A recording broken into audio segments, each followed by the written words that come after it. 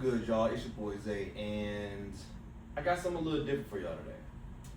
I'm not gonna go to the gym right now, but I'm gonna give y'all a story time. And I'm gonna give y'all a story time on my time in the Navy. Obviously, there's certain things that I won't be able to say, but I want to give y'all, that story. I want to give y'all a good little gist on my time, being enlisted in the military. Enlisted in the year 2021 in the month of May, I believe. And so this is like at the peak of COVID, man. Like, everybody wearing masks, the whole, what was it, 6 feet, stay 6 feet away. And I enlisted and I ended up going to Great Lakes, Illinois, in Chicago. And when I first got there, it was this thing called P-Days. Basically, like the first, I want to say week or so, P-Days is basically where you have to like stay quarantined in like a small little part of the base. You still are technically in boot camp, but you're basically just like, boot camp level 0. Your boot camp experience doesn't really start just yet because, that you have to get like tested and, they want to make sure that everybody's good and healthy or whatever. They still required us to march. They still required us to, do certain things. But overall, this is just us getting ready for boot camp, basically. Everybody has certain assigned jobs, like in boot camp. It's divisions, basically. And certain recruits have certain jobs. Basically, you have, I think I want to say it's like top six or 7 recruits in there, and we all had to wear like certain insignia that we would eventually get once we finally got to the fleet. It was one called A-Rock. I want to say A-Rock is the one where you had to like sing the cadences. So all the guys who are in the military, if I'm messing it up or if I'm getting the names wrong, please let me know. But yeah, I believe A-Rock was the one where you had to like sing the cadences and everything. RPOC was the one, I believe, where you had to hold the sword, basically where like you're guiding the mark, you're guiding the division, you're head recruit. And I believe the one that came below that was Master at Arms, basically like the bulldog, the guy who was like yelling at the one recruit that had to yell at every other recruit, the Master at Arms, tough guy. And then it was one that was called Starboard Watch, where basically you had to give everybody a watch time. Yeah, it's called Starboard Watch. I had that job. I had that job, and I had Master at Arms job. I will say they're both. You're put in a precarious situation when you have the job where you have to give your recruits, the guys that you're there with, a watch time, especially if it's a watch time that they don't really want, and Master at Arms where you have to yell at everybody. Like that shows who really like cares and who really doesn't care, and who really go have it back and who really doesn't. You know what I'm saying? But also at the end of the day too, it's just a job. It's just a job. You know what I'm saying? A lot of guys went in there already at a certain what's the word I'm looking for? A lot of guys already went in there basically at a certain like E level. Like I already went in as an E3 because I did ROTC when I was in high school. So I kind of was already, a good bit ahead of the curve for real. But the messed up part came in my first division where I ended up hurting myself. I ended up hurting myself. I ended up having to be in the RCU for a little bit. And I ended up having to basically like halt my boot camp time. It was a really, really bad knee injury. But obviously over time, it got better. And so the way that the boot camp experience worked is that whether you couldn't pass something, you got hurt, or whatever reason that like halted your whole boot camp experience, it basically paused it. But if the rest of your division was like got like too far, you basically got sent back. You know what I'm saying? And me, I ended up getting sent back, obviously. I spent a lot more time in boot camp than what I really wanted to. But I guess over time, like the longer I spent there, like the the easier it came. You know, I started to really understand certain things about being on the bench. I started to really understand things about myself and different divisions and how different divisions are ran. You know, so over time, it wasn't as bad as a lot of people made it out to be. There were a lot of times that like, and a lot of guys, please tell me if you had this experience. And I was just got to. I'm not even gonna try to lie. Where like you have like little motivational speeches in the birthing. It's like, come on, guys, you can do this. Roman says, oh my God, bro, shut up. And like I'm saying it to myself too, because it's like, dog, like it's not that serious. Like we really could have got through that shit. You know what I'm saying? And I believe that like over time, like I said, like depending on how you are up here, if you're strong up here, you can make it through. It's not really about like being physically strong. Like yeah, sure, you obviously need to have some certain level of like basic athleticism or just basic, you know, body control. But it's really more of a mind game for real. It's really more of a mind game. You know what I'm saying? Like the one thing that I always told myself, and that's why to tell everybody else, boot camp is the funniest place on earth that you just can't laugh. Funniest place on earth that you just can't laugh. And I realized that as time went by, that everybody realized that. Everybody started to understand that. You know what I'm saying? Even the RDCs, like they realized that a lot of the shit that was happening was hilarious. It was funny as hell. But because they had a job to do, you know, they had things that they needed to get done, and we need to get to the fleet because you know they're already there. You know, it's a matter of like we need to get this done. We need to get to the finish line. And you know, I had my ups and downs. I had, you know, good days, bad days, obviously, as one does in boot camp.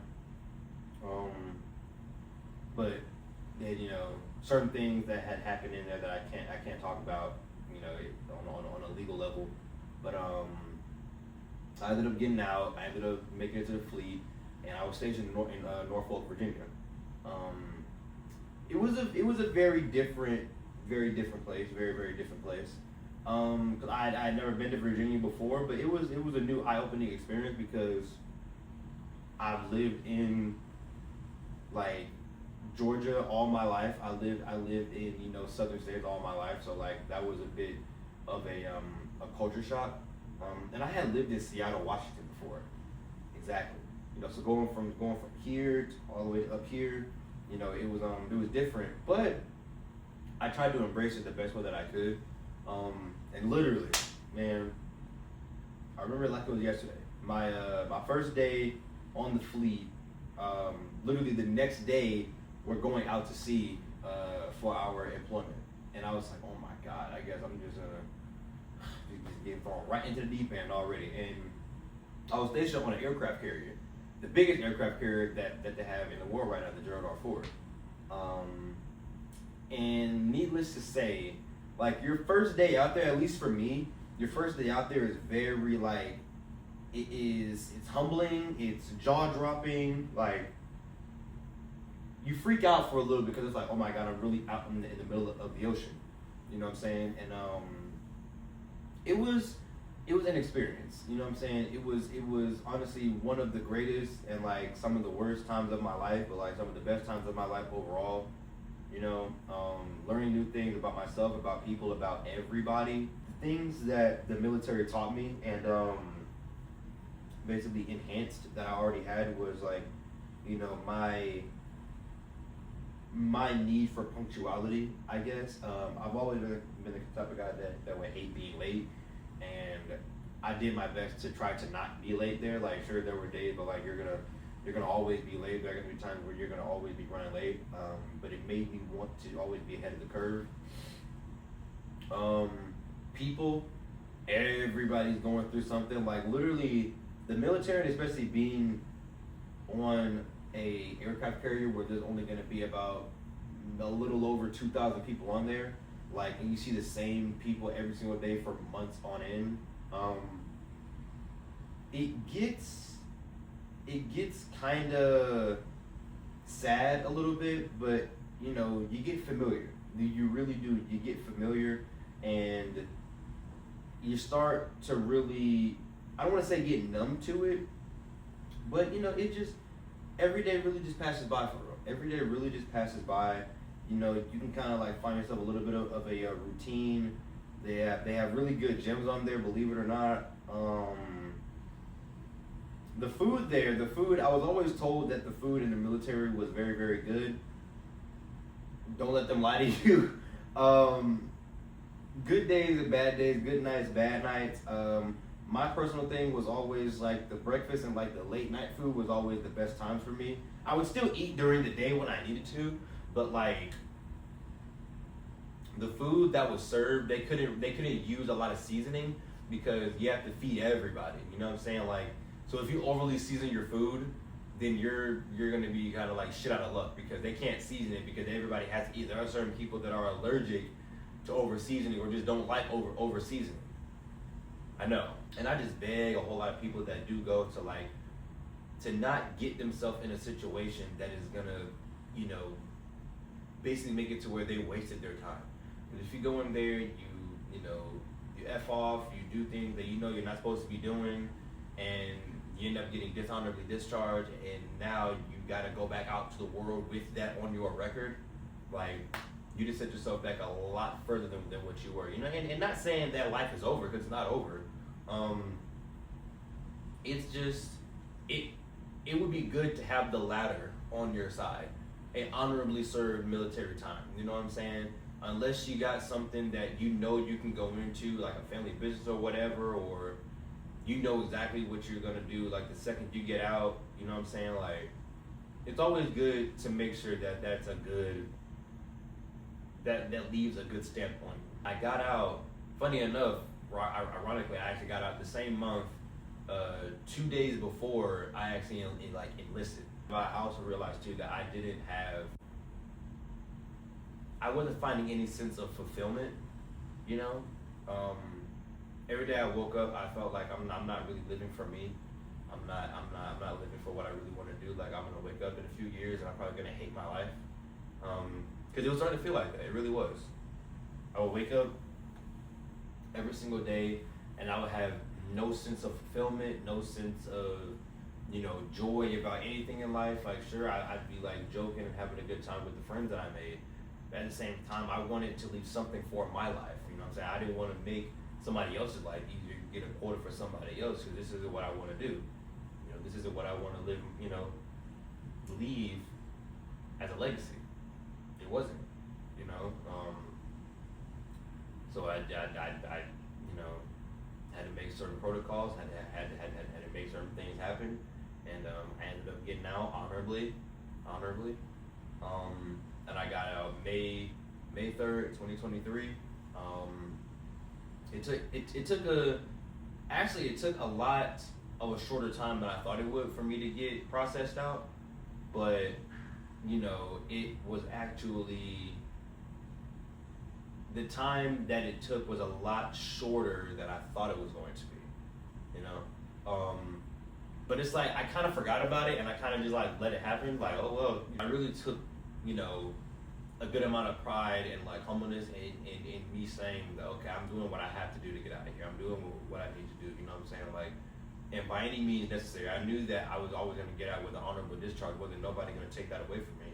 But I just wanted to actually have some type of fulfillment in my life. I wanted to actually feel like life was going to be lived and not just survived, and not just day by day, and not just me doing it for somebody else, for something else, you know what I'm saying? Like, I wanted to do it for me, you know? And I can safely say that I made that decision. I can safely say I made the right decision for myself. And I the same thing as everybody else, like, I ask people all the time, those that are thinking about going in, that are coming out, like, did you do what you wanted to do? Did you do what you needed to do? You know, like, are you satisfied with that decision? And if the answer is yes, then, you know, keep going. Keep doing what you feel is right. Because at the end of the day, like, regardless of how anybody feels about the decision that you have to make for your life, it's your life. You know, other people get upset because they probably don't have anything other that they can do. That's probably all they can do. You know, and that's not your problem. You know what I'm saying? Like, I believe that a lot of us have a need and a want and a desire for more. Um, in whatever capacity that may be, to somebody else, the military is more. To me, it was military, it was wrestling, that was content creation, and then whatever else, I find to love, whatever other opportunities are opened up to me.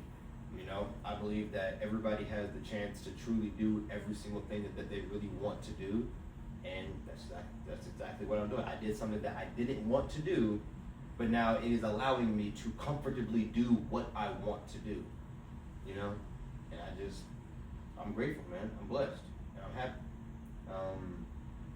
I ended up getting out, and I didn't tell anybody. I didn't tell my mom, I didn't tell my family, I didn't tell anybody. I got off, I got in my car, I went to Cookout, and I sat in my car for like a good hour. So literally just sat there for like a good hour. And now mind you, like I said, I'm in Virginia at this time. I'm in Norfolk, Virginia, so I'm a good 7-8 hours from home, from Georgia. And by this time, I want to say it's a little afternoon, maybe even 2 o'clock.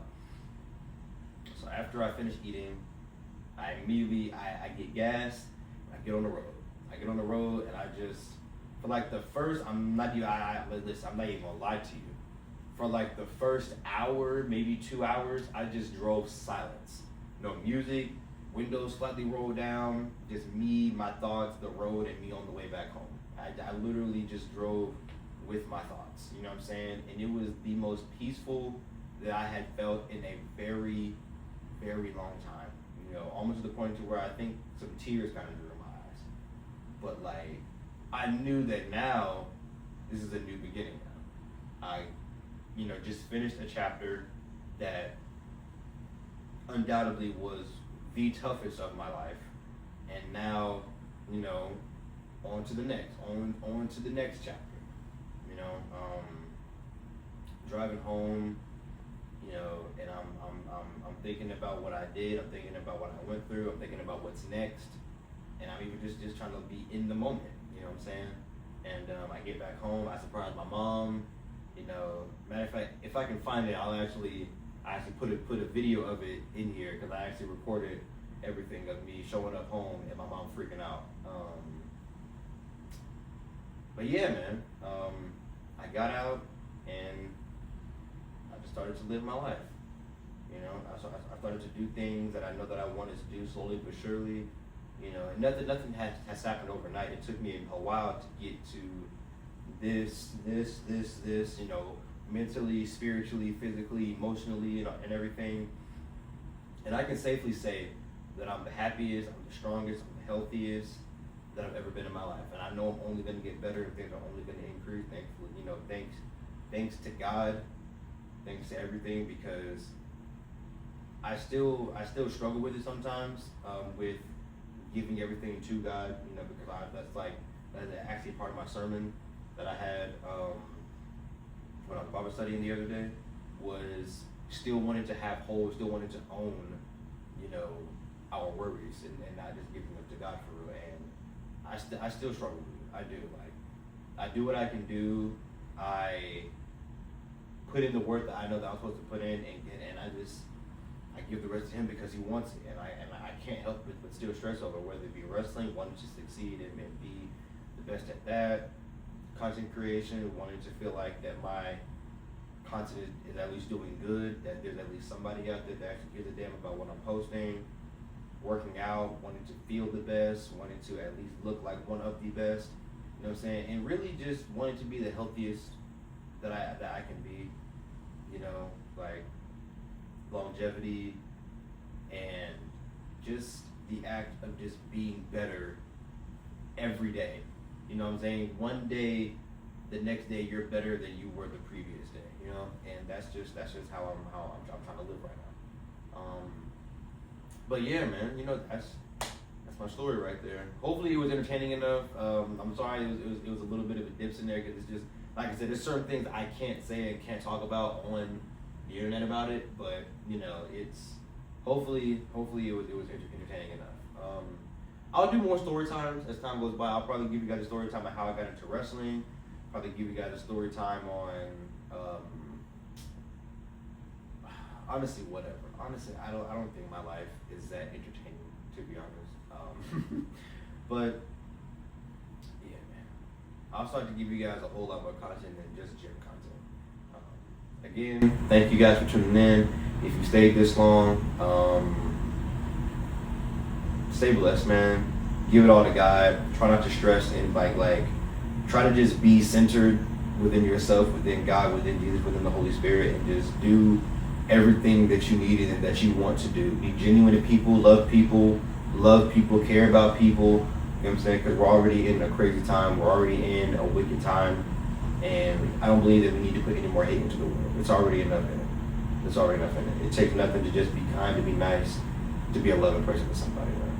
But, you know, this is my story time, man. More to come. Have a good day, y'all. Thank you for supporting. See you.